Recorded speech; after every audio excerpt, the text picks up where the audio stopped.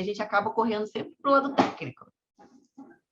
Só que eu andei estudando neurociência aplicada à arquitetura e construção saudável. E você também, me conte. Vamos lá, vamos ver o que está mudando um pouquinho na gente. Kátia, isso é engraçado, isso que eu tenho sentido. Eu não sei se você percebeu isso, tá? Mas eu estou sentindo uma tendência mundial de todo mundo estar olhando para esse ponto ao mesmo tempo. Não é só falando do desmatamento, do meio ambiente, de preservação do meio ambiente. Não, essa história justamente de você voltar para o ser humano, voltar para a pessoa. Então, eu comecei a sentir essa tendência de todas as pessoas começarem a voltar para si. Eu não sei se foi a história da pandemia em si, que fez a gente ficar muito dentro de casa, né? E que a gente começou a perceber o que nos envolve. A gente começou a perceber a casa, a gente começou a perceber outras pessoas, o que incomoda e o que não incomoda. E durante a pandemia, às vezes eu fico até assustada quando eu paro para pensar nisso. Eu comecei a absorver muita coisa, Kátia. Eu comecei a pensar em muita coisa ao mesmo tempo. Eu comecei com uma sede de buscar novas coisas, sabe? De buscar novos conhecimentos. E dentro deles veio a história, não exatamente da neuroarquitetura que você fez. Eu ainda estou no processo de entrar nessa, mas buscando outras coisas que eu já venho buscando há algum tempo, eu acabei conhecendo o Feng Shui. O Feng Shui já passou na minha vida há um tempo atrás e eu não dei muita atenção. Não era o momento, sabe? Eu não estava naquela vibe ainda. E o tempo foi passando e agora, na pandemia, tudo isso começou a história que eu comecei a procurar a parte de projeção astral. Não sei se você já leu alguma coisa a respeito disso, se você já viu alguma coisa a respeito disso. Por isso que eu trouxe você para tentar entender. Só que essa história da projeção astral já é uma coisa antiga, que eu já aprendi com a minha mãe há muitos anos atrás.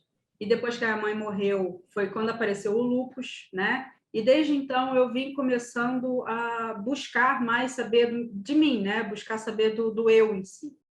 E essa história da projeção astral estava nesse meio aí de eu começar a me reconhecer, né? Seria mais um autoconhecimento, começar a me buscar. E nesse meio eu conheci o Feng Shui. E do Feng Shui me arrastou para a radiestesia, que da radiestesia me arrastou para a geobiologia. E acabou que eu fiquei nesse mundo o Feng Shui, radiestesia, geobiologia, e aquilo foi me encantando. Quanto mais você procura, mais você vai entendendo as coisas, né? E vai vendo como as coisas fazem sentido. E o que mais me atraiu foi na história da geobiologia, quando eu descobri na geobiologia, eu descobri o que eu nunca imaginei que pudesse existir, né? Porque, só para contextualizar, eu nasci e fui criada numa família de espíritas. Minha família tem muita gente espírita. A minha mãe era espírita também. E, então, eu aprendi muita coisa desse meio com ela. Só que eu nunca imaginei a expansão disso, tá? O quanto isso era grande. E na geobiologia foi que eu vim descobrir que existem malhas energéticas que recobrem a face da Terra. Tá? Isso foi descoberto por um médico, o Dr. Hartmann. Não sei se você já escutou falar. Não. Lá na década de 50, ele era um médico e que ele começou a tratar de muitas pessoas. Ele era eu não sei se ele era francês, sei que ele morava na França. E ele começou a tratar de muitas pessoas doentes e ele percebeu que essas pessoas elas estavam focadas em um lado da cidade. Ele começou a perceber que muitas pessoas daquela área vinham se tratar com ele com doenças muito graves. E isso despertou uma curiosidade nele de começar a procurar saber o que estava acontecendo. Então, ele, enquanto médico, se tornou um pesquisador, né? E começou a procurar, começou a ir para aquele lado da cidade, procurar saber informações das pessoas, de quem morava ali, quanto tempo morava ali. E ele descobriu que a doença das pessoas estava focada naquele lado da cidade devido às malhas energéticas do chão, do solo. Ele descobriu essas malhas.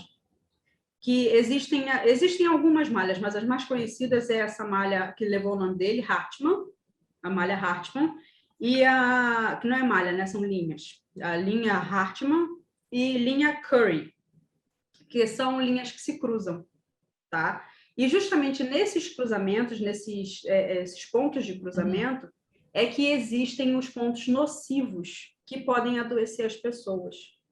E dependendo do solo onde essas linhas se cruzam, da camada do solo, né?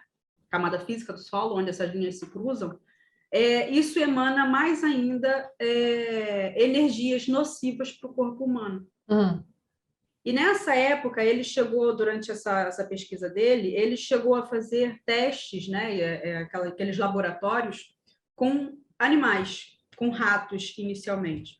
Sim. Onde eles pegaram uma caixa de madeira cheia de ratos e colocaram sobre uma dessas linhas, né, essa malha.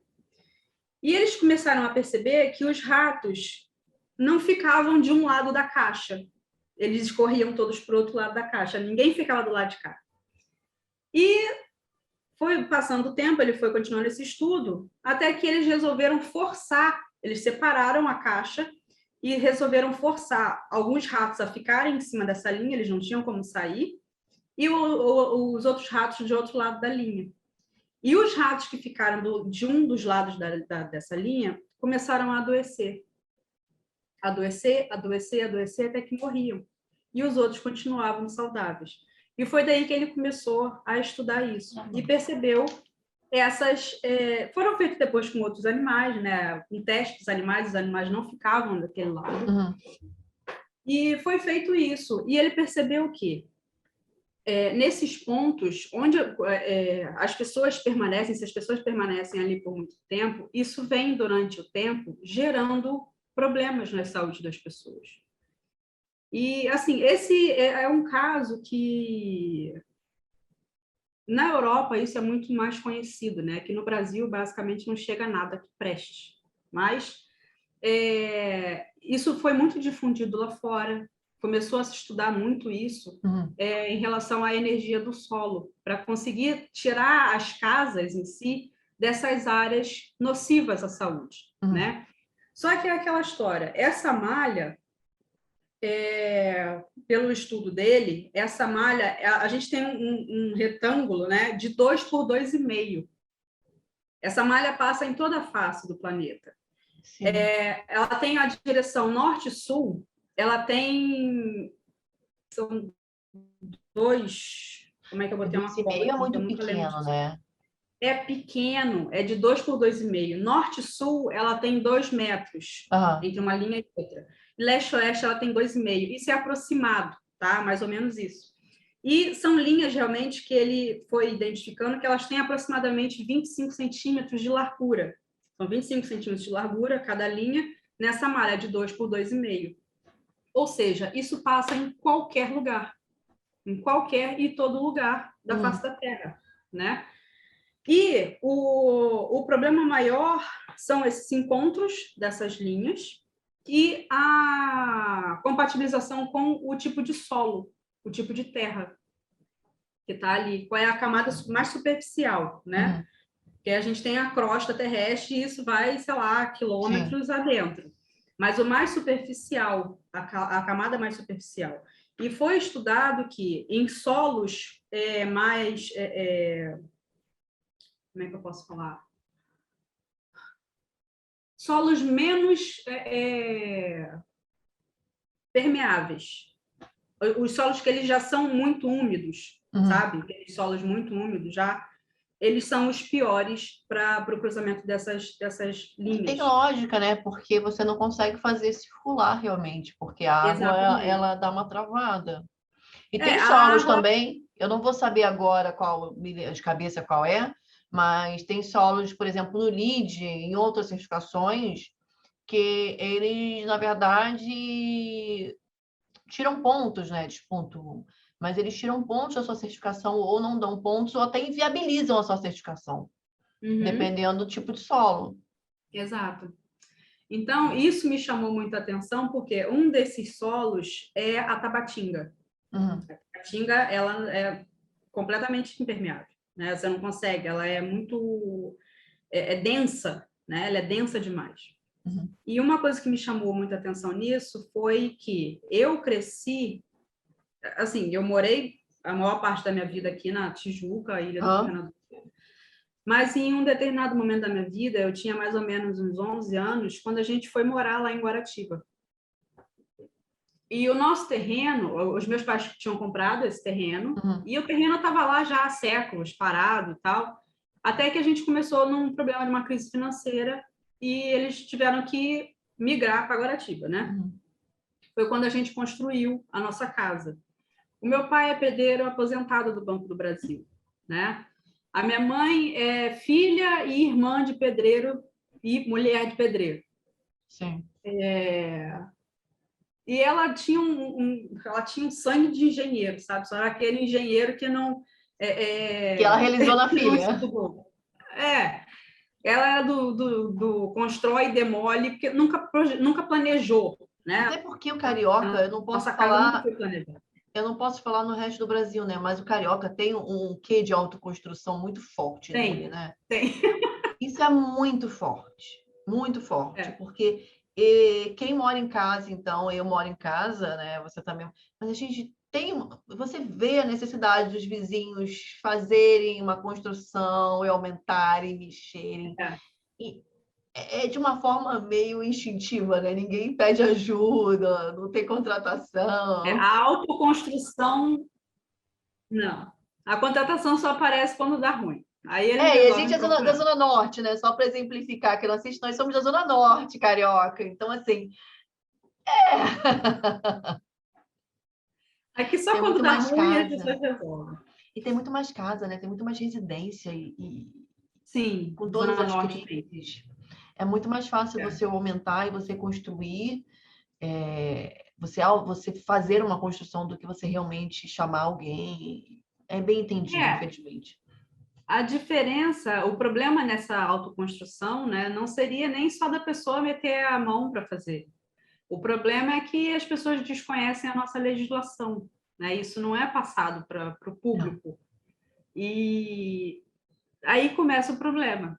Não é só a parte técnica, é a parte de legislação que as pessoas desconhecem, aí começa o problema com a prefeitura. Mas voltando. Não quero falar de prefeitura, não. Então, a gente construiu, né, a nossa casa, e uma coisa que eu falo que todo mundo acha que construção é receita de bolo, né? Infelizmente, as pessoas acham que é tudo igual. E na minha casa não foi diferente, né? O meu pai construiu, os meus pais construíram com a situação que eles podiam, né? A gente nunca teve grana. Sim. Então, obviamente, não teve um engenheiro, não teve um arquiteto, teve a mão de obra deles ali, o pessoal que morava ali por perto, que também trabalhava com isso. E uma coisa que eu achava estranha, que algumas dessas casas que tinham ali por perto da minha eram casas mais altas. As pessoas tinham feito aquela plataforma mais alta ou um pilotis, né? E a minha casa não, a minha casa estava lá embaixo com uma laje grudada no solo. Kátia, só depois, na parte da engenharia diagnóstica, que eu fiz a minha especialização já lá em 2017, 2018, foi que eu vim entender a M que era aquela casa. Porque a casa tinha infiltração para todo lado, a casa tinha trinca para todo lado. A gente morou naquela casa durante 11 anos sem terminar a casa. A casa nunca terminou. A gente foi terminar a parte básica da casa para vender depois, já que a minha mãe morreu. Isso já em 2010, que a gente veio vender a casa. 2010, 2012. Só que, estudando a parte da geobiologia, eu vim perceber que muita coisa daquela casa influenciou na saúde da minha mãe. A minha mãe morreu em 2008 com câncer pulmonar. E morreu em 2008 com câncer pulmonar. E na geobiologia eu descobri que o solo, a própria Tabatinga, né, ela tem uma alta proliferação de radônio. Radônio. É o do LID. Ela tem uma alta proliferação de radônio. Uhum. E isso potencializado quando você tem umidade, quando o imóvel sofre com umidade. E a minha casa só tinha umidade, Kátia. E provavelmente não tinha tanta ventilação cruzada, não Não, a tinha a gente insolação tinha janelas. correta. Pois é, não tinha essa cruzada, entendeu? A gente tinha janelas e tal, mas não houve um estudo, não houve nada disso. Então, e a minha casa era uma casa muito quente, né? Quem conhece Campo Grande, Guaratiba, aquilo Para ali... cada meia pessoa. Porra, tu sai na rua, perdão a palavra, né? Você Mas, sai na rua... queima tudo. Cara, tu sai de chinelo, você volta com a marca do chinelo no pé. Se ele não ficar no asfalto grudado. Você sai de camiseta, você volta queimado com a marca da camiseta. Sabe? Engraçado, né? As pessoas não entendem isso, porque só um adendo no meu mestrado, eu coloquei os bonequinhos, né? Tipo assim, qual a roupa que você vai para o hospital? Porque isso influencia o conforto térmico. Claro. A grande maioria, chinelo, bermuda e camiseta. Então, as pessoas que vêm de outro estado, isso como você vai? Como é que carioca vai para o hospital de chinelo, bermuda e camiseta? Simples assim. Cara, aí tu fica com frio dentro do hospital, né? Você acaba ficando com frio. E era esse meu estudo. Para que e por quê? Pois é. Aí, nessa história da geobiologia, foi que eu vim descobrir, porque a minha mãe, ela teve câncer, ela morreu com câncer, mas antes disso, ela já vinha numa luta de, sei lá, uns 7 anos com uma tuberculose. A minha mãe teve tuberculose, fez todo o tratamento da tuberculose, né, os 6 meses de tratamento, e, ok, curou a tuberculose. E pouco tempo depois, em torno de 2 anos depois, foi reincidido, né? Ela acabou adoecendo novamente. E, nessa época, até hoje eu acredito que tenha sido, tá? Por ignorância médica, ela fez o mesmo tratamento para tuberculose, os 6 meses, com o mesmo tratamento que ela tinha feito para a primeira vez. Ou seja, a bactéria se tornou resistente. Exatamente. O organismo não respondeu. Não reage. Acabou que, dessa segunda vez, ela acabou fazendo um tratamento de 1 ano. Sim. Ela teve que, depois dos 6 meses, descobriu que a tuberculose estava da mesma forma, não tinha retornado nada. E ela teve que fazer novamente. Então, foi 1 ano de tratamento, fora os outros 6 meses que ela já tinha feito. Aí, ok, curou a tuberculose. Aí, sei lá, uns 2 anos depois, mais ou menos, eu sei lá, porque até hoje eu não sei, ela procurou um médico, o Dr. Roberto Falsi. Eu não sei se ele era endócrino, acho que ele era endócrino. E, sei lá como, esse médico descobriu, numa chapa de pulmão dela, uma cicatriz. Né? Existem aquelas cicatrizes que ficam da tuberculose, né? Ficam umas marcazinhas que eles chamam de pus.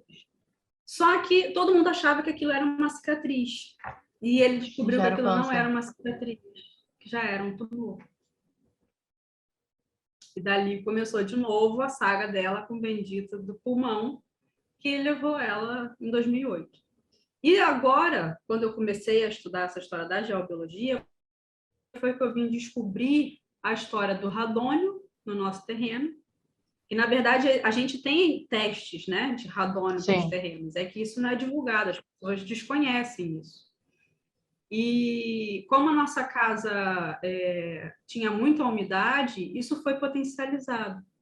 E juntando com a história da malha energética, justamente essa história da malha eu não tenho como comprovar lá na casa, porque eu não tenho mais acesso à casa para fazer essas medições, né? Mas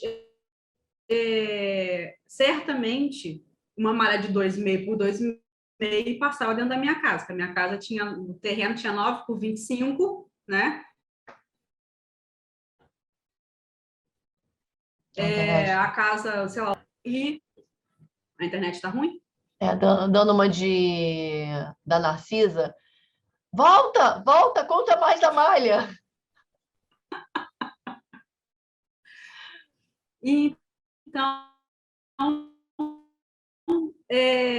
eu comecei a estudar e perceber o quanto a influência dessa malha, foi o que eu te falei, essa malha intensifica muito de acordo com o solo, né? Esses encontros intensificam muito de acordo com o solo, e a gente ainda tinha a história do radônio dentro de casa. Engraçado, né? Entendeu? Como essa história é muito parecida, eu acho que isso foi uma grande curiosidade minha, como a história é muito parecida comigo. A primeira esposa do meu marido, que é a mãe das minhas enteadas, ela faleceu ano passado de câncer. E a casa dela, ela morava em Nova Iguaçu. A casa dela também era muito úmida. Isso é uma coisa, né, que é engraçado, né? Parece que as coisas meio que se repetem. Por isso que você está falando de uma área muito específica que eu não sei ainda nada sobre a geobiologia, sobre o radônio, eu entendo, mas como ela se engloba com outras coisas, né? Porque, na verdade, você tem um estudo da ventilação, você tem um estudo da umidade, você sabe que isso faz mal. Você sabe que você tem que ter, por exemplo, saúde pública. Se você abre uma janela, se você ventila a casa, se você ilumina a casa, as pessoas tendem a ter menos doenças. E que a Rocinha, ela hoje é um dos maiores polos de tuberculose, talvez na América Latina, por conta da falta de salutabilidade. Então, como querendo ou não, tudo tem a ver. Então, a Rosana, ela morava numa casa fechada, uma casa que tinha pouquíssima ventilação, uma casa muito úmida, né? E que ela descobriu que tinha câncer de pulmão. Né? Por outro lado, meu marido até tem isso agora, como eu falei, ele teve tuberculose, a tuberculose dele foi super sarada, porque eu tenho janela, minha casa nunca está úmida, porque eu tenho cuidado com isso. Então, realmente, isso tem tudo a ver, né? Como você reage a uma doença com a sua casa. E segundo a OMS, o radônio é a segunda forma mais... a segunda forma, não, como é? A segunda causa, maior causa de câncer pulmonar nas pessoas. Caramba. Ele só perde para o tabaco, para o cigarro, né, na verdade. Só perde para o cigarro. E a minha mãe era fumante. Junta tudo, né? E aí não é mas é só um fator, né? Não é um fator, são vários fatores.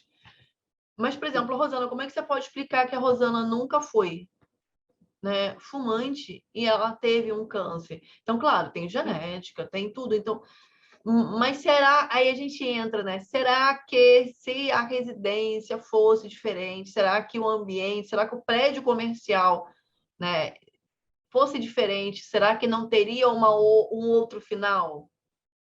Sim.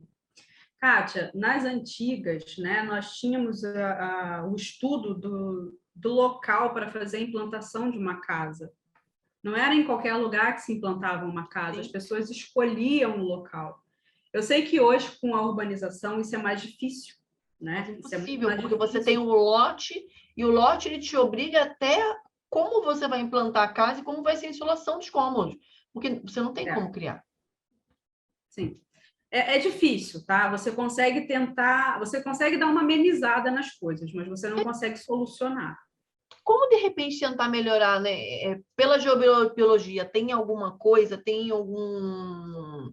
Por exemplo, eu acabei de estudar agora, que eu fiz uma certificação que foi o HBC, que é sobre a casa saudável, não só sobre a casa saudável, é sobre o ambiente saudável, né? Não é a casa, é o ambiente. Isso é uma coisa que me interessa muito, até porque eu projeto espaços que as pessoas normalmente estão doentes. Sim. Então, por obrigação minha, eu não posso causar mais doença neles. Então, eu tenho estudado muito sobre o delírio, eu tenho estudado muito sobre algumas coisas que comprovadamente eu, como arquiteta, posso melhorar. Então, assim, isso é uma busca minha. Se eu projeto espaços que já são propícios às pessoas estarem doentes, estressadas, exaustas, se não é você, se é um B, se é o seu ente querido, eu tenho que transformá-lo num lugar melhor. Sim. Existe alguma coisa assim que a gente possa fazer, fora contratar a Melina, claro, mas assim, tem algum... O que a gente pode olhar diferente? Tem. Kátia, em relação à geobiologia, o que a gente tem é justamente a identificação desses pontos nocivos, tá? Existe, obviamente, o estudo do solo, né, para saber qual é o tipo de solo que você tem ali, se isso, Sim. por exemplo, se é um solo que emana radônio, sabe? Um solo desse, a gente não tem muito como curar. O que a gente tem é de priorizar a ventilação desse lugar, tá? Então, eu não sei como é que isso funcionaria até em relação de um hospital, porque eu não tenho certeza, tá? Pode ser que eu esteja falando besteira. Eu estudei até uma época alguma coisa relacionada ao Lelé, né? Aquele hospital que o Lelé construiu lá Sara, na Rede Sara. né? Sara, isso. Que ele procurava muito trazer mais em voga o conforto das pessoas em si, de ventilação e tudo. Eu acredito que o Sara tenha muita parte de ventilação natural também. Eu nunca estive no Sara. Não, Sara teve, Sara tem. E eu estudo ventilação natural em hospitais. Então, assim... Então, exatamente. Esse é o ponto que eu falei. Eu não sei exatamente como é que funcionaria, porque pelo menos os hospitais onde eu já estive, é sempre tudo fechado com ventilação mecânica. Pois é, e aí essa é uma necessidade. Isso não tem a necessidade, né? Se não for área Eu não crítica sei ou aonde... semicrítica, Eu não existe, não existe. Uma área crítica, um centro cirúrgico, uma UTI que você precisa estar realmente controlado, e um CME que precisa ser uma área limpa, né? Um CME onde você vai esterilizar as coisas. É necessário, realmente, eu não vou negar isso. Uma ventilação híbrida eu também vejo necessidade. Mas a possibilidade, isso é uma das coisas do meu mestrado, a possibilidade de você operar uma janela, de você estar num quarto. Gente, você está num quarto deitado, irritado, e você não pode nem saber como está lá fora. Então, assim, você poder abrir a janela, você está numa recepção de hospital, você poder abrir a janela. Sim. Por mais que isso normalmente esteja fechado por causa de um ar-condicionado, mas existe a capacidade a possibilidade de você chegar ali e abrir a janela, olhar para a rua, botar a cara no tempo. E que a gente, apesar da gente morar no Rio de Janeiro, hoje não tem, eu já estou com frio, hoje não tem necessidade nenhuma de ter um ar-condicionado ligado. Sim. Então, você tem eficiência energética, você tem o conforto térmico, porque eu estou com frio. Aqui, né, só estou com a janela aberta. Se eu fosse entrar num ambiente muito mais frio, não ia ser confortável para mim, e eu ia estar desperdiçando energia. E será que eu tenho uma renovação diária adequada? Porque você vê muito split. Não, existe essa parte do ar-condicionado, mas existe também a parte de manutenção, que infelizmente no Brasil isso é muito negligenciada. Como é que eu vou fazer a manutenção dessa ventilação desses hospitais? Gente, é um hospital. Por isso que nossas UPAs são muito bem-vindas. Nossas UPAs, não, nossas clínicas da família são maravilhosas. Se você entra Porque são numa ventilação natural. Você tem uma área. Então, assim, tua mãe não sei se a tua mãe já era da época das novas clínicas de família daqui do Rio de Janeiro. Não. Mas o meu marido, ele se tratou, ele ia todo dia na clínica da família buscar o remédio, porque isso é uma coisa que viva o SUS, né? A gente tem que levantar a bandeirinha. Graças Isso a Deus. é tratado no SUS, e somente no SUS. Somente. A minha mãe, ela ia no posto de saúde, não existia essa clínica da família ainda. Era o posto de saúde em Campo Grande, na época. Sim, mas eles são o posto aqui de Del Castilho, nosso posto de saúde, nosso plano de Del Castilho, ele é excelente. Então, assim, a nossa clínica de família aqui é totalmente ventilada, você fica numa recepção ampla. Então, assim, meu marido, apesar de estar com tuberculose, é engraçado que isso é muito complicado, né? Porque as pessoas ainda não sabem direito o que é tuberculose. Isso para mim, é inaceitável. Porque ele passou, você estava contando da sua mãe, meu marido passou 6 meses se tratando, tentando descobrir o que tinha. E ninguém descobriu. Né? Nossa. Ele tirou raio-x, ele fez teste, Tudo dava negativo. E hoje, se eu visse, porque a caverna, né, que esse pessoal que você falou da cicatriz, e ele já tinha caverna desde o primeiro tempo. Mas, assim, não descobriram a tuberculose. Ele ficava zigue-zagueando para lá e para cá, para lá e para cá. E E eu ia a contaminando médicos. qualquer pessoa ao redor dele. Eu ia a médicos. Nós íamos... Ele trabalhava, ele trabalha ainda hoje, mas ele está em casa. Mas ele trabalhava num salão com 50 pessoas. Nossos filhos eram pequenos. Eu tinha 3 aqui em casa. Sabe? E nessa loucura toda, foi aí que eu falei, gente, mas quando a gente vai... Aí a primeira vez, aí consegui uma médica, a médica olhou para a cara dele e falou, na verdade era uma fisiologista, uma querida, e falou o seguinte, vai procurar esse médico, esse hospital e vai fazer esse tipo de exame. Deu positivo na hora, né? E a primeira coisa que quando ele chegou lá com o teste, que a enfermeira da clínica da família fez, colocou máscara. Eu falei, ai, minha querida, você já viu tanto, Paulo, agora que você vai colocar uma máscara, e essa máscara...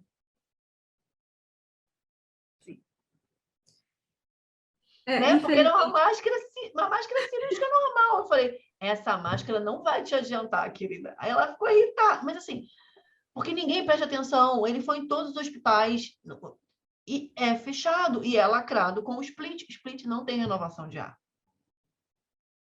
Pensa agora na volta de Covid, que não acabou. Olha, Kátia, essa situação, assim, e pior que as pessoas, não só o pessoal de tuberculose, né, que teve tuberculose, a gente está vendo aí um monte de gente com Covid, mas as pessoas assintomáticas. Ninguém sabe o que tá.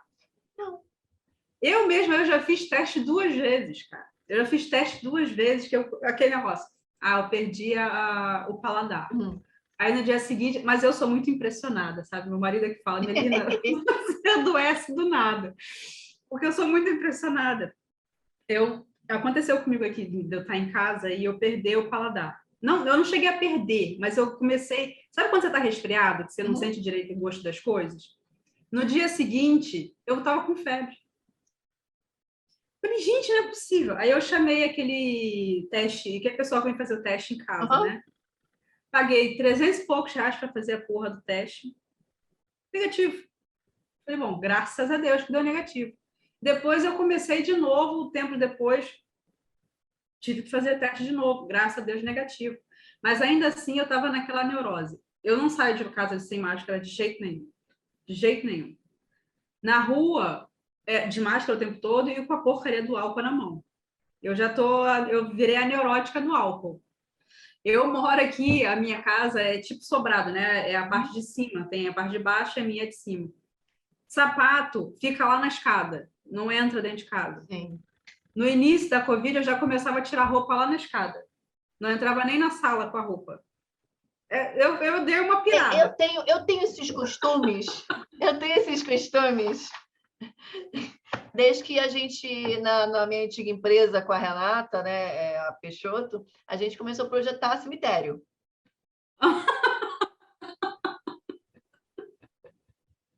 Oh, meu Deus! Então, assim, eu já tenho os costumes meio estranhos. Então, meus sapatos sempre ficaram meio que na porta durante algum tempo, e aí só depois eu trago para dentro. Sabe? Passa um dia lá na rua, e aí eu posso trazer. E aí eu lavava, e depois eu ia para o hospital. Né? Eu não trabalho sempre em hospital, né? Eu faço projeto e tal, mas no mestrado, inclusive, eu ficava lá sentadinha no banquinho o tempo todo. Então, assim, eu ficava sentada, eu ficava quieta, eu ficava olhando muitas pessoas. Então, eu chegava, eu lavava tudo, eu fazia tudo, né? Então, assim, esses hábitos, quando você está no... até a BDH está gerando isso, né? Normas de condutas de você entrar no hospital. Porque, assim, o hospital não é para doente, tá? Mas, assim, as pessoas têm mania, as pessoas não sabem o sistema de saúde, né? Então, eles levam crianças para uma emergência, a criança tem um nada. Não, gente, levem, pelo amor de Deus, não estou defendendo nada, tá? Mas só levem para o lugar correto. Sim. Também porque a gente não tem, para marcar um pediatra, leva às vezes anos. Então, assim, tem todo um processo. Só que, independente disso, você leva uma pessoa que já está como você, que tem lúpus, para dentro de uma emergência, você está arriscado a pegar muito mais coisa. Então, as pessoas, como Sim. não sabem também, nós temos que ter um procedimento do tipo, não usar colar, não usar brinco, não usar pulseira, corre risco de se machucar, corre risco de prender, de machucar os outros, de contaminar. Eu já tenho um procedimento de Covid muito sério, assim, eu já sempre tive, então eu tenho mania de botar álcool na mão, levar álcool na bolsa, usar máscara, né? Entendi. Eu acho que eu vou Mas sentir isso já falta. faz parte de você há um tempo, justamente pelo seu trabalho, né? Para quem não trabalha com isso, para quem está aqui do lado de fora, isso não existe. As pessoas acabaram, cada um. Não existe essa diferença, né? De eu estou num hospital ou eu estou num Não, restaurante. Não existe essa diferença. Simplesmente não existe. A única coisa que a minha família sempre teve era a história de não chegar em casa com a roupa da rua e sentar na cama. Era a única coisa que da a gente regra, é respeitava. regra. É. Se vai para a cama, você tirou a roupa, você já tomou banho, né? Não existe roupa de rua dentro do quarto em si. Essa história em relação ao radônio é ventilação, tá? Existem testes que a gente pode contratar, que dependendo dessa quantidade é que você vai conseguir calcular a necessidade de ventilação do ambiente, né? A necessidade de ventilação do local. Mas fora o radônio, a gente tem a parte da radiestesia em si, para identificar esses pontos de cruzamento, existem as linhas que as pessoas não devem estar em cima dessas linhas constantemente. Ou seja, num local de longa permanência, por exemplo, num hospital, não é legal que você tenha as macas dos quartos em cima dessas linhas, né? A ideia é é uma linha de 25 centímetros. É fácil você mudar uma cama de um lado para o outro, tá? A mesma coisa. São 25 centímetros, Kátia. Sim, mas assim, quando é um hospital novo é fácil, um hospital existente é mais complicado. A dificuldade seria ótimo você contratar, que um radiestesista fosse contratado para o projeto do hospital. Que ali, então, ele já conseguiria conceber um projeto baseado na malha do terreno, certo? Esse seria o mundo ideal. Seria o mundo ideal. Pois é, mas já que a gente não tem um mundo ideal, o radiestesista ele vai identificar onde estão essas linhas para tentar tirar as áreas de longa permanência de cima dessas linhas. São coisas que são fáceis, por exemplo, aqui até na minha casa, eu escolhi esse ponto aqui para colocar o meu computador, né? Eu tenho um ponto fixo de trabalho, então, assim, deslocar realmente aí sim 25 centímetros, deslocar 1 metro, não seria tão complicado, né? Sim, exatamente. Posto A de maior trabalho são mais dificuldade a fáceis. gente encontra dentro da casa das pessoas quando você tem o mobiliário, aquele mobiliário fixo, né? Mobiliário planejado. Aí as pessoas não querem abrir mão do que elas já compraram, gastou e tal. Mas é aquela coisa, é a tua saúde. Você decide se você quer ficar ou se você quer sair, né? E fora isso, é a parte do Feng Shui, que você já estudou muita coisa a respeito disso na neurociência, né? A neuroarquitetura, A onde gente não você trabalha muito com consegue. Feng Shui lá. Não, mas é a parte da neuro, que o Feng Shui nada mais é do que a parte neurológica, tá? É a parte perceptiva, neurológica, e ainda existe a parte. Existem pontos energéticos no Feng Shui? Existe. Mas a maior parte é essa parte perceptiva, o quanto as pessoas percebem. Porque, por exemplo, vamos dizer que o Feng Shui coloca como regra 2 pontos simétricos, né? Eles falam às vezes assim: coloque no seu quarto, isso é mais ou menos que eu percebo, que eu vejo. Coloque 2 pontos do mesma coisa, 2 vasos. O corpo humano. Mas isso aí é relacionado ao casal. Não, mas quando por você exemplo, tem casal. O corpo humano, ele gosta mais de simetria. O corpo humano, ele tem tendência a gostar mais isso de algumas formas. O corpo humano tem tendências a gostar mais de, por exemplo, se você faz uma curva, você tem uma função. Se você tem uma reta, você tem outra função. Então, eu vejo que, às vezes, o Feng Shui, ele meio que traduz essas percepções, sabe? Ele coloca algumas regras nessas percepções. É porque, assim, o Feng Shui, ele respeita também o que a gente chama de energia da forma, tá? Onde existem qualquer tipo de forma, existe uma energia própria dela, né? Isso eu falo de forma geométrica mesmo, tá? Do cone, do círculo, do quadrado, do retângulo, existem energias da própria forma. Então, o Feng Shui, ele acaba considerando muito isso, tá? E uma coisa que existe muito também no Feng Shui são as setas invisíveis, o que eles chamam de setas invisíveis, que são as quinas, quando as quinas estão apontadas para as pessoas. Isso é um negócio muito mais difícil de você controlar, tá? Porque essa quina pode ser feita por uma parede, como pode ser feita por um armário, como pode ser feita por uma prateleira, tá? Então, essas quinas, eles chamam, o que o Feng Shui defende é que para as pessoas mais sensíveis, elas podem se sentir sobrecarregadas. Eles entendem como se fossem dedos apontados para você, te acusando de alguma coisa. Entende? Então, existe muita coisa no Feng Shui em que muitas pessoas não vão sentir isso. Somente as pessoas mais sensíveis conseguem sentir muita coisa, tá? Mas existe a parte da percepção do ambiente, a percepção do espaço.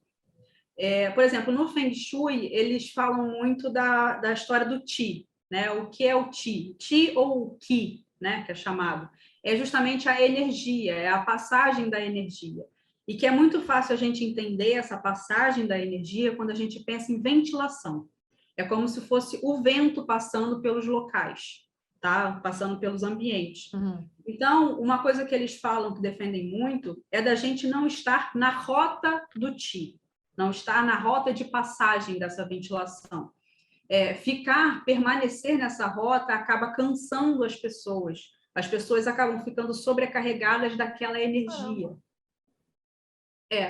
As pessoas, porque esse Qi seria a energia vital. A gente fala que é a energia vital, né, a energia da vida em si, que alimenta aquela casa, que alimenta aqueles ambientes. Então, essa rota do Qi são rotas, por exemplo, passagem da porta, corredores, circulação. Eu adoro ficar na porta. Oi? Eu adoro ficar sentado na porta. Pois é. Eu adoro. Meu padrasto me chamava até de nome de entidade, tranca-rua, mas porque eu adoro.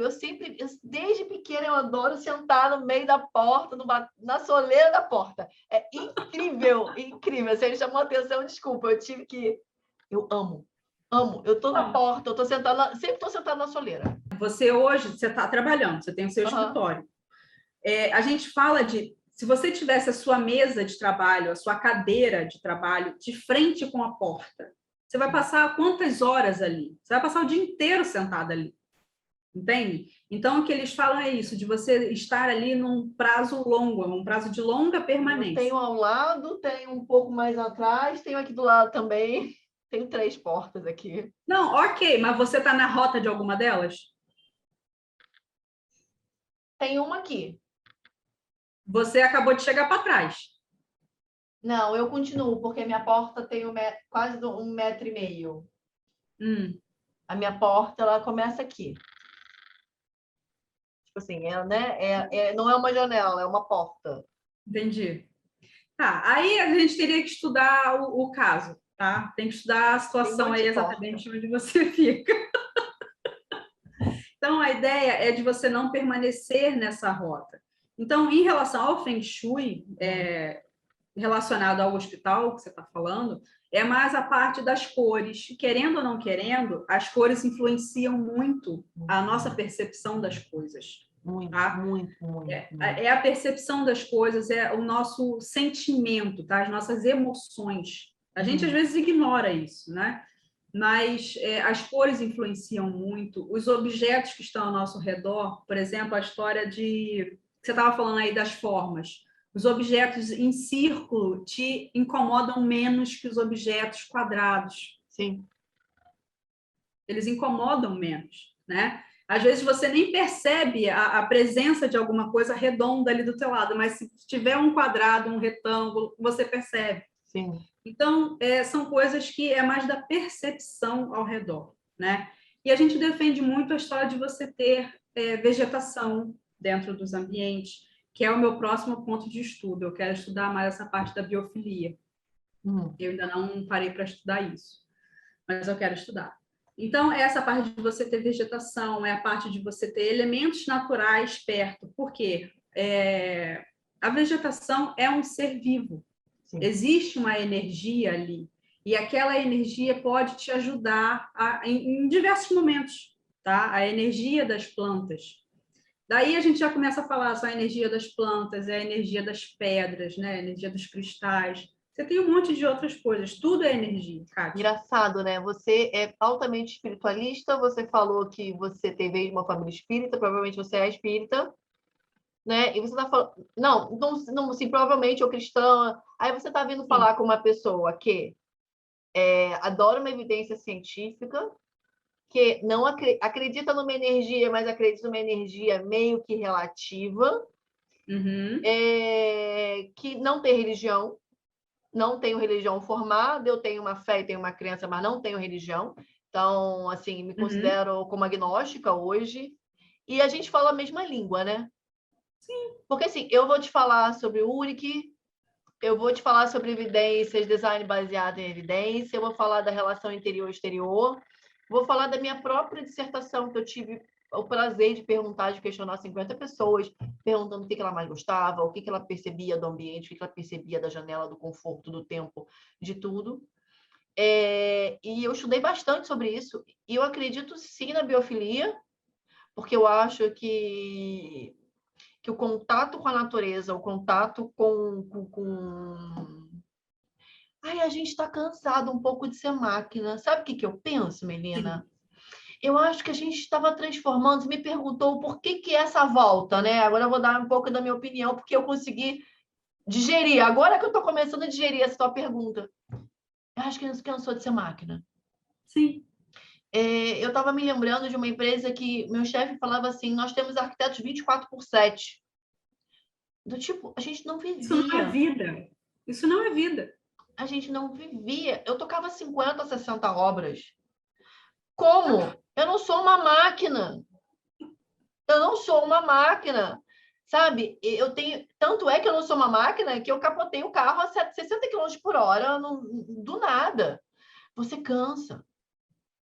Sabe? Você desgasta. Então, eu não sei para você, mas eu estar de frente, no caso do Rio, na mureta da Urca, olhando aquele mar, sem fazer nada. Tá de frente à praia para mim, tá de frente para o mato, tá de frente... Eu tenho em casa várias plantas, eu gosto. Eu trabalhei com paisagismo também. E eu gosto, me dá, assim... Eu não surtei esses tempos porque eu consigo abrir aqui fora essa minha porta grande, que eu peguei de um resto de obra. Eu adoro o resto de obra.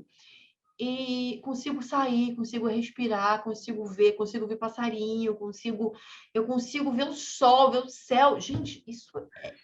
Kátia, a gente está num momento de se reconectar com a Terra. É isso que eu estou falando para você, que eu estou sentindo essa tendência mundial, onde as pessoas estão começando a voltar a olhar para o que a gente deixou lá atrás. Olhar a história de a gente poder parar e admirar uma janela, ver um passarinho cantando, coisa que a gente não se dá tempo para fazer isso. A gente não é máquina. A gente acaba ignorando as coisas. E hoje a gente está voltando a ver, a enxergar a vida de outra forma. E aí você tem, no caso, como você falou, lúpus, eu tenho intolerância alimentar. Você desenvolve um monte, você acaba somatizando um monte de coisas. Você acaba somatizando um monte de coisa que o teu corpo está ali te gritando para que você acorde. E eu não tinha isso. Corpo... Exatamente. Eu vim agora, eu sempre tive um resquício, eu sempre tive um problema, mas começou a me incomodar na época que eu mais estava trabalhando. Meu corpo gritou. Agora, uma coisa que você falou aí agora, porque eu estou nessa vibe de voltar realmente para essa parte da energização, de entender que é importante a gente cuidar das coisas ao nosso redor, cuidar da nossa saúde, né? Coisas que a gente desconhecia, essa parte energética, por mais que você Sim. não acredite. Não, mas você pode ver que tudo é igual, né? É energia. Se você estiver num ambiente mais limpo, e aí Se você estiver num ambiente mais arrumado, mais limpo, você é mais produtivo, porque o seu cérebro entende, Relaxa. ele relaxa, porque ele não presta atenção em determinadas coisas. E aí, de repente, o Feng Shui, que eu também acredito, ele vai trazer de uma outra linguagem, que é a mesma coisa. O ambiente bagunçado, ele acaba te chamando a atenção porque algumas coisas te incomodam. Te incomoda. Por mais que a pessoa fale, não, estou acostumada a viver nessa bagunça. O teu cérebro se incomoda com as coisas te chamam a atenção, você perde o foco, sabe? Cara, tem muita coisa quando a gente para estudar, que você para prestar atenção, não é que faz sentido? Faz muito. Sentido. Faz muito sentido. Faz muito sentido. As pessoas, assim, eu sou uma pessoa que além de eu sou disléxica, né? Então eu preciso muito de manter o foco, porque eu saio correndo atrás do passarinho muito fácil. Você já agora tem um gato aqui na minha vila e perto aqui de mim, que toda vez que eu escuto o gato, eu saio correndo atrás dele para tentar dar comida. Bom. Oh, meu Deus. Então, assim, se eu não tiver meu ambiente completamente organizado, se eu não tiver meu escritório completamente organizado, se eu não tiver a minha agenda completamente... As pessoas perguntam, Kátia, como você consegue dar conta de tudo? Eu tenho agenda. Eu tenho começado a fazer isso. E a minha agenda tem as coisas pessoais que eu faço. Então, assim, a minha agenda profissional tem as coisas pessoais que eu faço. Então, assim, Kátia, eu aprendi que eu não consigo separar minha vida pessoal da minha vida profissional. Eu já tentei. Eu sou a Kátia. Eu sou a Kátia. Exatamente. Eu desisti de separar a vida pessoal da profissional. Não consigo. Na verdade, eu tento separar a vida jurídica. Hoje, falando um pouco mais da Orion, eu tento separar a vida jurídica com a vida da Kátia arquiteta. Eu tenho uma empresa. Sim. E eu tenho a Kátia, que é arquiteta. Então, você hoje, eu acho que você consegue... eu tento separar. Você consegue separar isso porque hoje a sua empresa, a Orion, não é só a Kátia. Mas aí é a Orion, aí é um pedaço que não é a Kátia. Exatamente. Só que hoje a minha empresa, eu trabalho sozinha. É você. A minha empresa sou eu. Eu não tenho outras pessoas para trabalhar comigo. Mas a Kátia com responsabilidade de arquiteta... sim, tá. Aí são coisas diferentes. É igual a Melina. Então, assim, a Kátia como arquiteta, a Kátia não consegue, por exemplo, ir no passeio se não for sobre arquitetura.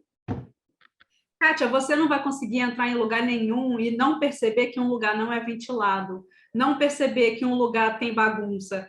Isso tem barulho, eu não entro em restaurante com barulho, eu não consigo almoçar no restaurante com ruído, não consigo. Isso é você, então não dá para separar, o profissional já faz parte de quem é você.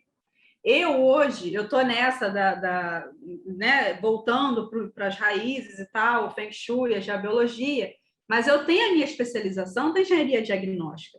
O meu marido, às vezes, comigo no meio da rua, ele fala, Melina, para! Eu não consigo. Em qualquer lugar que eu entro, o meu olho vai direto numa rachadura, vai direto numa infiltração, sabe? Uma coisa que você me chamou a atenção é que você falou que quando você trabalhava num escritório, que o dono do escritório falava que era um arquiteto de 24/7, você falou que tomava conta de 60 obras. É nessa história, por causa desse tipo de atitudes, que a gente tem tantas obras dando problema depois. Sim. Porque um profissional não consegue dar conta de tantas obras, ele acaba largando na mão de quem está fazendo, do pedreiro que não tem a instrução que a gente tem. Impossível. Não dá. Aí você vê esse tipo de comportamento é que gera as patologias que a gente tem hoje, que eu e outros profissionais estão aí para cuidar de patologia das edificações. E quanta coisa errada tem, né, Melina? Porque assim, você não consegue, você não consegue, quando eu vou dar o meu preço, quando a Orion vai dar um preço, é muito, porque assim, você contabiliza tudo, você tem que ver o teu tempo, você tem que ver a sua hora, você tem que ver o teu custo, você tem que ver o profissional que você paga. E se você não tem esse valor, você não consegue dar a devida atenção ao projeto. Sim. E aí me perguntam se você faz residência. Faço, mas eu faço a residência, eu não faço só o interior, ou não faço só o layout. eu tenho que pensar como um todo, porque se você não entrega a planta de luminotécnica para o seu cliente, o projeto dele não sai. Sim. Se você não entrega a planta de marcenaria para o seu cliente, o projeto dele não sai. Ele sai incompleto. Ele sai incompleto. Mas aí também entra aquela história.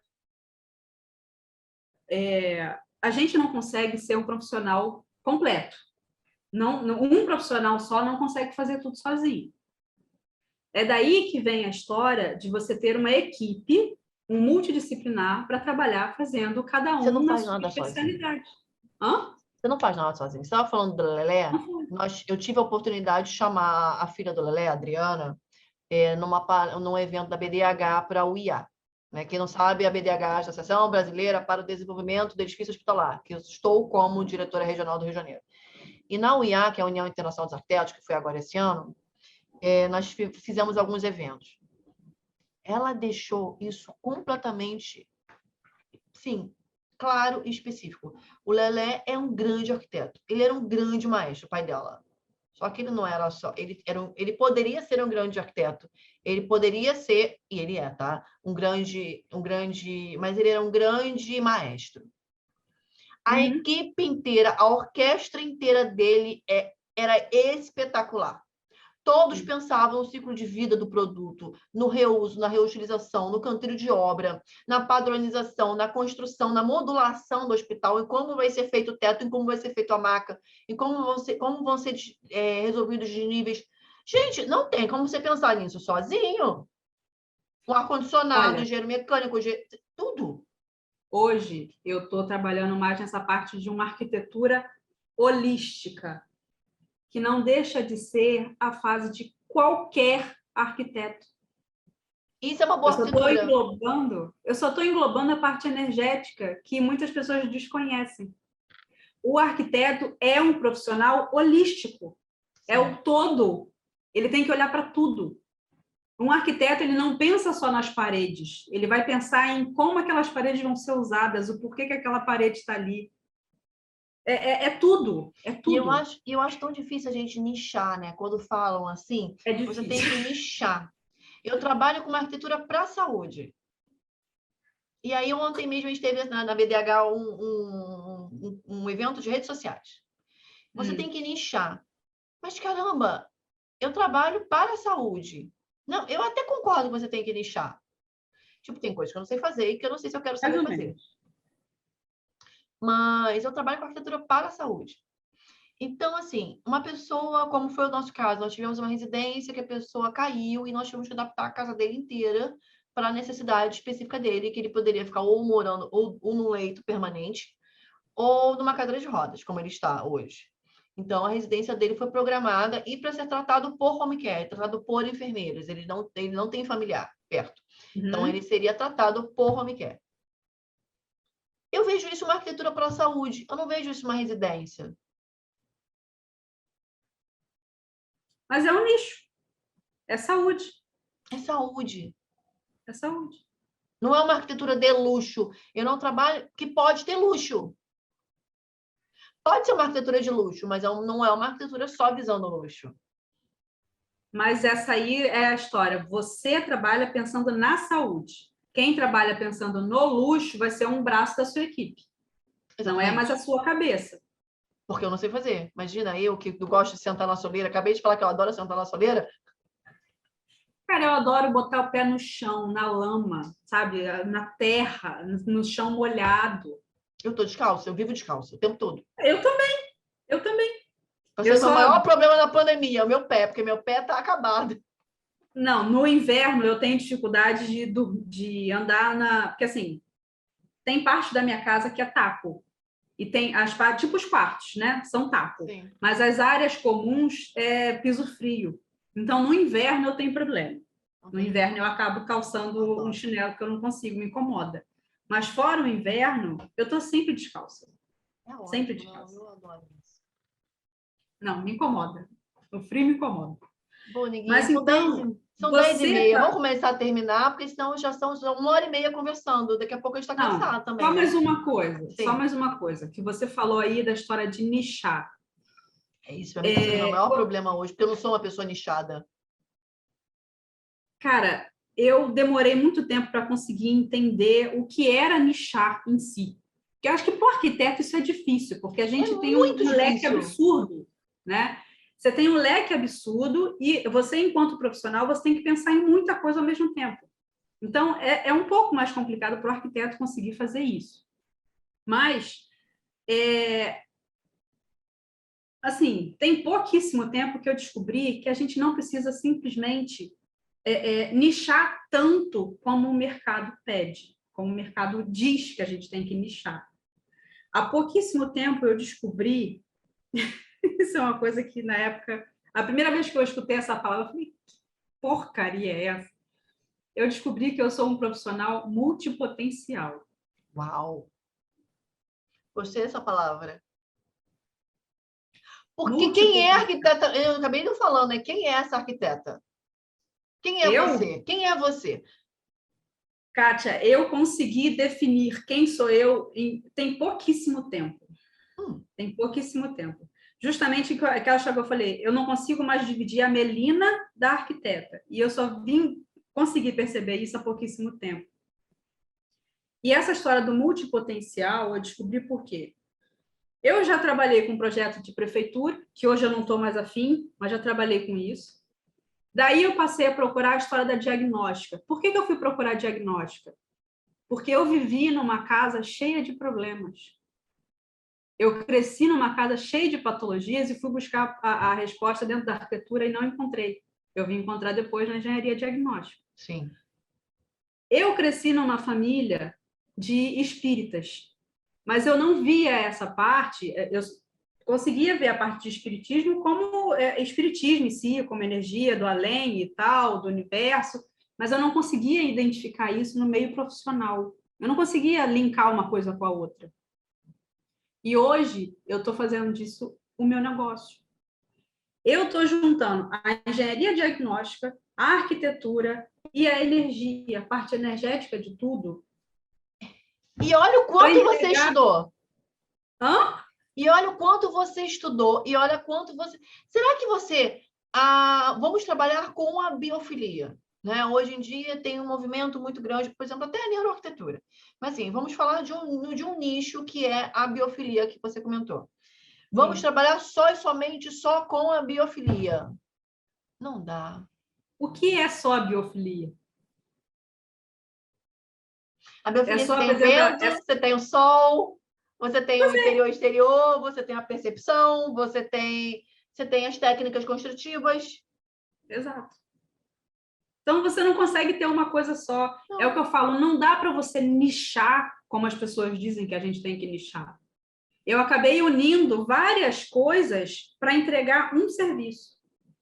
É o que eu falo, que é a história do multipotencial. Eu aprendi várias coisas. Você certamente também, você hoje trabalha com um hospital, mas você tem 43 anos. Hã? Eu faço engenharia. Então, você é arquiteta. Já terminou a engenharia? Não. Não, isso aí é por hobby. Ok. Você é arquiteta. É para ter a carteirinha de estudante. Hoje eu brinquei isso. Você juntou, com certeza, hoje o seu trabalho traz as suas experiências desde que você nasceu. Porque a percepção é única. E essa é uma das coisas que primeiro você lê sobre psicologia ambiental. É a sua percepção. Exatamente. São as suas atitudes. Atitudes é o que você traz, é o que você... Exatamente. O que você entrega hoje do seu trabalho é uma somatória de toda a sua experiência enquanto pessoa. E é o que eu hoje entrego. Eu juntei toda a minha parte acadêmica, tudo que eu estudei, para entregar um serviço, que é o que você estava perguntando, quem é a Melina profissional? Eu hoje trabalho para entregar projetos que consigam harmonizar a vida das pessoas com as suas próprias casas e com elas próprias. Porque até durante a pandemia a gente conseguiu entender que a nossa casa, o nosso entorno influencia a gente de maneiras que a gente não percebe. Simplesmente a gente vai vivendo e a gente não percebe. A gente não percebe que você ficou irritado. Por que você está irritado? Porque eu estou com a casa bagunçada, porque a cor da parede que fica de cara comigo, sei lá, é um vermelhão e eu não percebo que aquilo está me irritando. É o meu marido que está do meu lado o tempo todo, roncando. E quem é que tá me irritando? É a porcaria do barulho que eu não consigo dormir. Sabe? E aí você não tem uma boa noite de sono, você não tem produção de melatonina, você não descansa, você acorda no dia seguinte exausto, você não tem hormônio de crescimento, você não tem nada. O teu corpo reage. É uma coisa que eu sofro muito aqui em casa, na história do Feng Shui, que eu não consegui mudar aqui em casa. Isso já me incomodava e eu não entendia o porquê. A minha casa, a minha cozinha, eu fico de costas para a porta da cozinha. Minha também. Eu fico de costas. E o meu marido tem mania de me assustar na cozinha. Meu filho. Que mania! Isso me irrita, Kátia. Meu filho! Às vezes eu tô com alguma coisa na mão, cara, eu tô com faca na mão fazendo as coisas, a pessoa vem me assusta, eu tô com um fogão. Cara, eu tô cheia de coisa quente ali na minha frente, sabe? E ele tem mania. E ele vem para saber mesmo. Ele vem pé ante pé, Kátia, para chegar atrás de mim e me assustar. Fala igual a minha nora, safado. Só que ele tá ficando velho e as coisas começam a estalar quando você tá andando. Pé estala. O pé estala. Então eu já comecei a conseguir escutar ele antes dele chegar. Mas, Kátia, você quando está ali fazendo comida, você está doando de si, é a tua energia que está ali. Você já viu quando é que você está irritado, que você vai cozinhar, que a comida sai uma porcaria? Tudo queima. Tudo Exatamente. Para mim, tudo queima, tudo cai no chão, eu queimo alho, eu queimo cebola, e olha que eu cozinho muito bem, muito bem. Uhum. Mas não dá. Mas é a história, quando você não está bem, aquilo é você, é a sua energia, não adianta. Qualquer coisa que você vai meter a mão no dia que você não está legal, não vai sair do jeito que você quer. Não sai do jeito que você quer. Não. É a tua energia. Então, quando eu estou na cozinha, é assim, uma coisa que o Feng Shui preza muito isso, de você manter o equilíbrio da sua energia enquanto você está cozinhando. Você está passando a sua energia para aquela comida. Aí vem um filho da mãe e resolve te assustar no meio do processo ali. Você dá aquela desequilibrada. E aí, como você está de costas, você perdeu totalmente a estrutura. Porque, por exemplo, aqui no escritório, eu estou de frente com uma parede, porque eu resolvi fazer assim. Não seria o correto. Mas como, na verdade, não é o melhor. Mas aí entra naquela coisa do possível. Por quê? Sim. Porque desde que eu saí de Benfica, né? Porque eu tinha um escritório com uma sócia, eu saí de Benfica em 2015 e resolvi, voltei para casa. No que eu voltei para casa, as minhas crianças saíram, né? Porque o Vitor hoje já é um homem de 28 anos, né? Casado, pai de família. Então, assim, tem 4 bichos, 6 bichos. Então, assim, ele virou pai de 6 bichos, né? Uhum. Então, assim, as crianças saíram. No que as crianças saíram, eu tive a oportunidade de trabalhar em casa. E aí as pessoas me perguntam como está sendo trabalhar em home office. Para mim é normal, porque eu não tenho home office. Para mim, eu tenho um escritório. Então, aqui eu tenho de frente para a rua e eu consegui transformar isso em um escritório.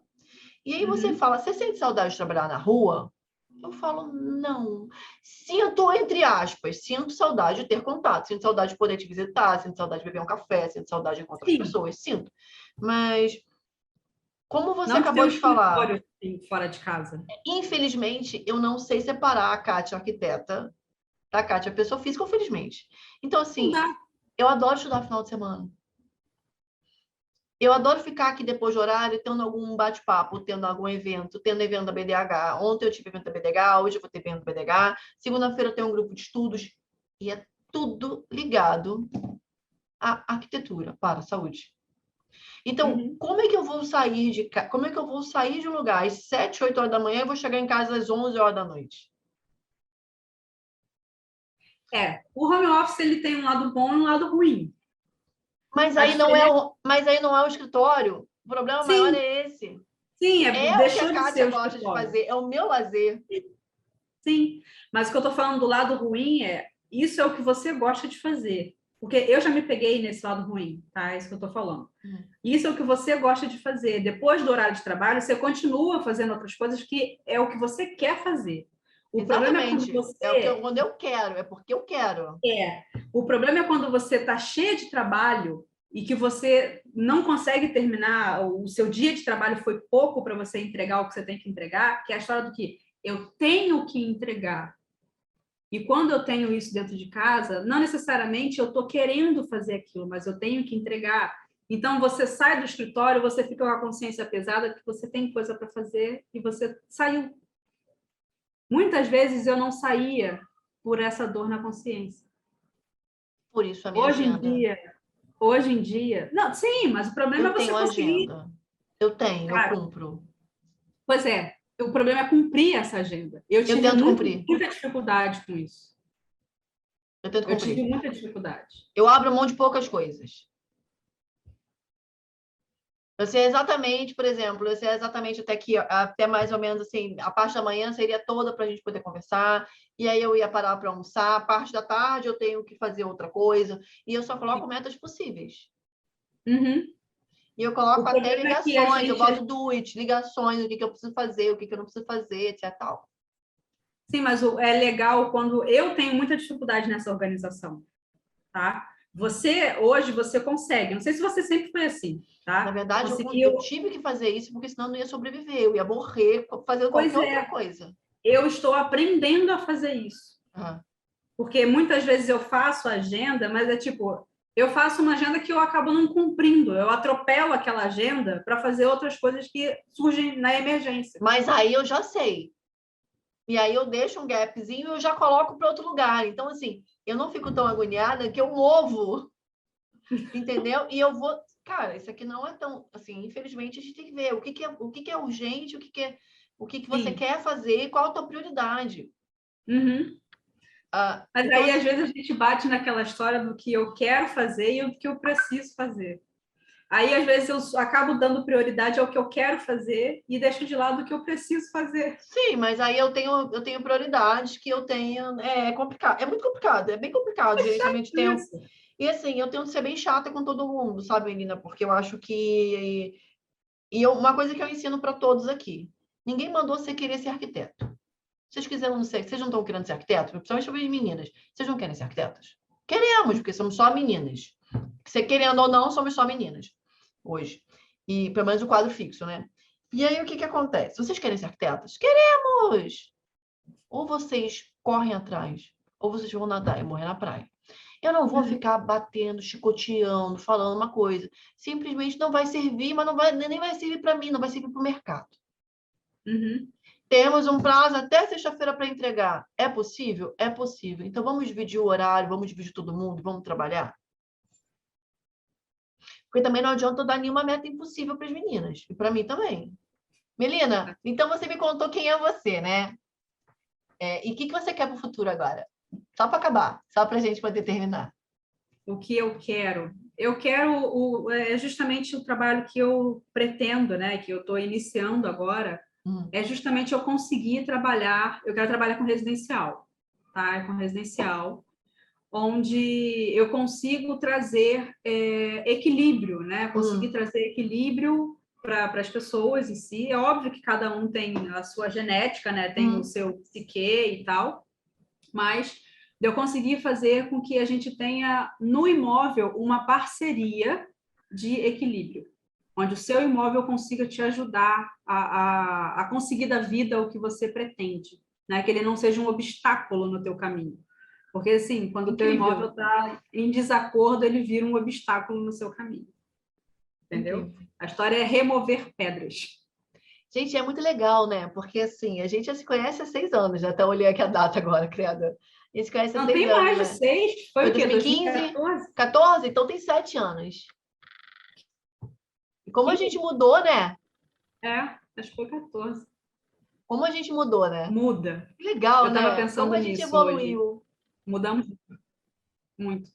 A gente se conheceu naquela época, eu estava lá só no Revit, não sabia o que eu queria da vida, ainda estava na vibe da prefeitura. Eu tinha acabado de trocar de pós-graduação, eu entrei na pós-graduação lá de saúde da UFRJ e eu estava super empolgada com o hospital, porque eu entendia pouquíssimo em 7 anos. Então, assim, eu acho que isso é muito legal.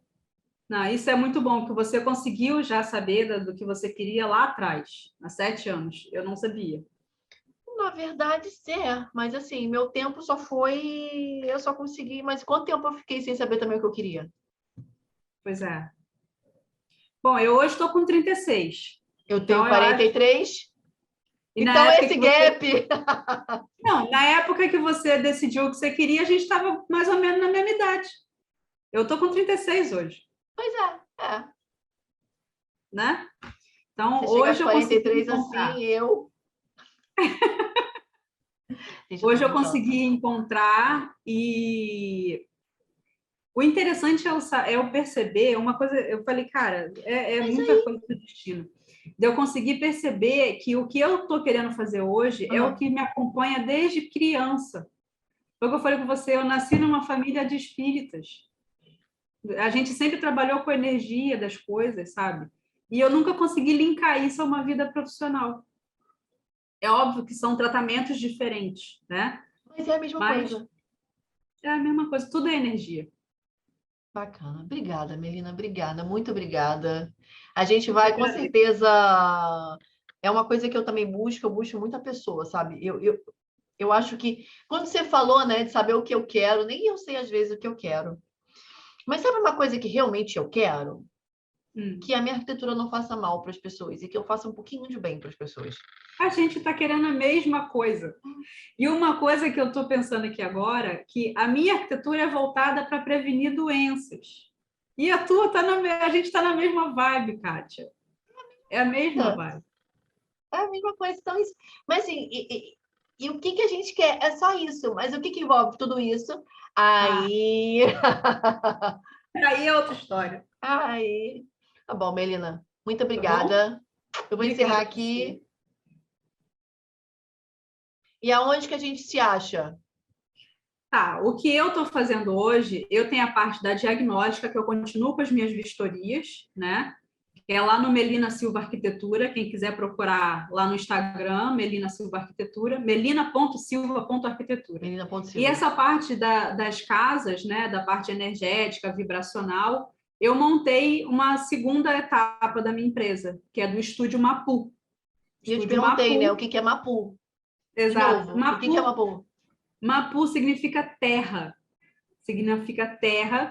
E eu tirei isso do pessoal da tribo Mapuche, né? Que é um pessoal indígena, tá? Que se chama Mapuche. E para eles, Mapu é terra e Xi é gente. Então, seria gente da terra. Legal. Então, Mapu significa terra. E é a história da gente se conectar realmente com a terra. É o Estúdio Mapu que eu estou trabalhando com essa parte. Entendeu? Parabéns. Então, quem quiser me procurar, saber um pouquinho disso, vai lá, Estúdio Mapu ou no Para a gente melina.silva.arquitetura. aprender também um pouquinho. Isso Um aí. beijo. Beijo.